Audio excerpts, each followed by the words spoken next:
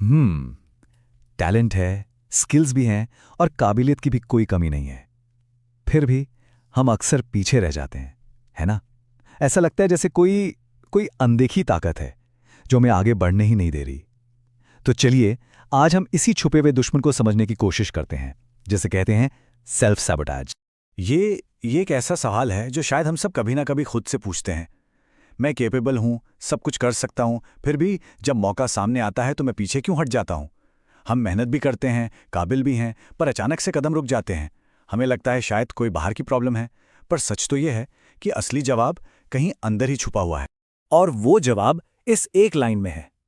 हमारे सबसे बड़े दुश्मन हम खुद होते हैं। सोच के देखिए, असली समस्या बाहर है ही नहीं, वो हमारे अंदर है। ये हमारे अपने ही बनाए हुए कुछ अनजाने पैटर्न्स हैं, कुछ पुरानी प्रोग्रामिंग है जो हमें आगे बढ़ने से बार बार रोकती है। तो सवाल ये उठता है कि ये असली दुश्मन है कौन? जैसा कि हमने देखा, ये कोई और नहीं बल्कि हमारे अपने ही दिमाग के बनाए हुए जाल हैं। चलिए अब इसको ठीक से समझते हैं। आखिर ये सेल्फ सैबोटाज है क्या चीज़? सबसे पहले तो ये समझना ज़रूरी है कि ये कोई पर्सनल कमज़ोरी नहीं है, बिल्कुल नहीं। ये एक तरह का बिहेवियर पैटर्न है। तो आसान भाषा में सेल्फ सैबोटाज का मतलब है जानते हुए या अनजाने में अपनी ही सक्सेस, अपनी ही खुशी या अपने ग्रोथ के रास्ते में खुद ही रुकावट खड़ी करना। ये एक ऐसा चक्कर है, एक ऐसी लूप है जिसमें इंसान खुद ही अपने गोल्स को नुकसान पहुंचा देता है।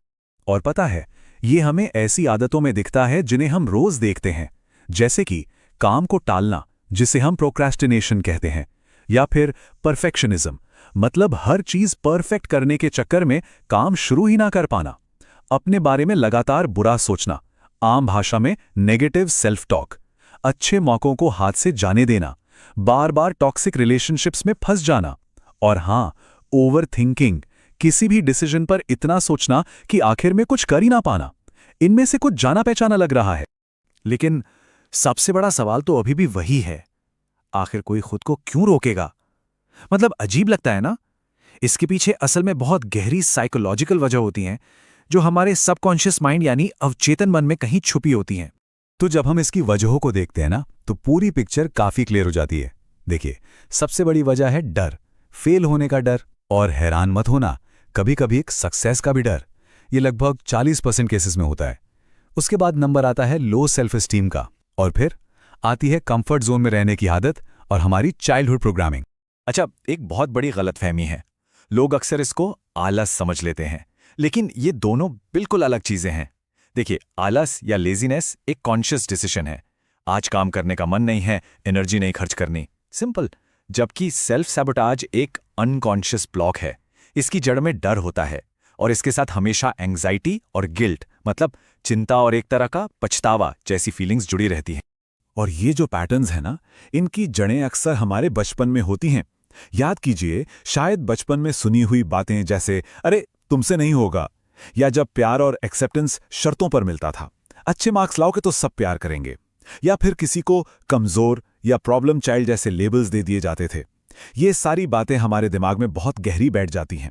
तो इतनी सारी बातें सुनकर लग सकता है कि क्या इस चक्कर से बाहर निकलना पॉसिबल भी है? तो इसका जवाब है हाँ, बिल्कुल है। खुद को इन जंजीरों से आज़ाद करने का एक रास्ता है, और अब हम उसी पर बात करेंगे। इस आज़ादी का रास्ता 3 सिंपल स्टेप्स में समझा जा सकता है। सबसे पहला स्टेप, अवेयरनेस, मतलब अपने पैटर्न्स को पहचानो, बिना खुद को जज किए, बस देखो कि आप क्या कर रहे हो। दूसरा स्टेप है इंक्रीमेंटल एक्शन, छोटे छोटे बिल्कुल बेबी स्टेप्स लो। लगातार ऐसा करने से डर का जो लूप है ना, वो टूटने लगता है और कॉन्फिडेंस बढ़ता है।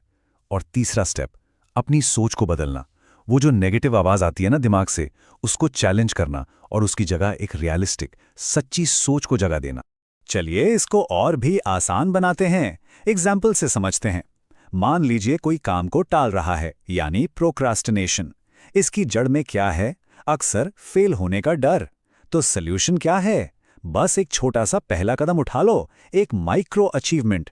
या अगर कोई परफेक्शनिस्ट है, क्योंकि उसे लोगों के जजमेंट से डर लगता है, तो उसके लिए सल्यूशन है एक्शन फर्स्ट लर्न लेटर का माइंडसेट अपनाना। और अगर नेगेटिव सेल्फ टॉक की आदत है, तो उसके लिए सबसे जरूरी है उस सोच को चैलेंज करना, उससे सवाल करना। तो आखिर में आइए इस पूरे इशू को ना एक बिल्कुल नए एंगल से देखते हैं। हमें ये समझना होगा कि ये सेल्फ सैबोटाज, ये हमारी हार नहीं है, ये असल में कुछ और है। देखिए, सेल्फ सैबोटाज कोई पर्सनल फेलियर नहीं है। सोचने का तरीका बदलिए। ये एक अनकॉन्शियस प्रोटेक्शन मैकेनिज्म है, एक सुरक्षा कवच। हमारा दिमाग वो बस हमें उस दर्द, उस फेलियर या उस रिजेक्शन से बचाने की कोशिश कर रहा है जिसका एक्सपीरियंस उसने पास्ट में किया है। ये एक सर्वाइवल स्ट्रैटेजी थी जो शायद तब जरूरी थी, पर अब हमारे काम नहीं आ रही। तो इस पूरी चर्चा को हम इसी एक सवाल पर छोड़ते हैं। ये जो सुरक्षा कवच है, ये आखिर हमें किस चीज को हासिल करने से रोक रहा है? इस पर सोचना बहुत जरूरी है। अगर वीडियो पसंद आई हो तो फोकस ट्यूबर को सब्सक्राइब जरूर करें।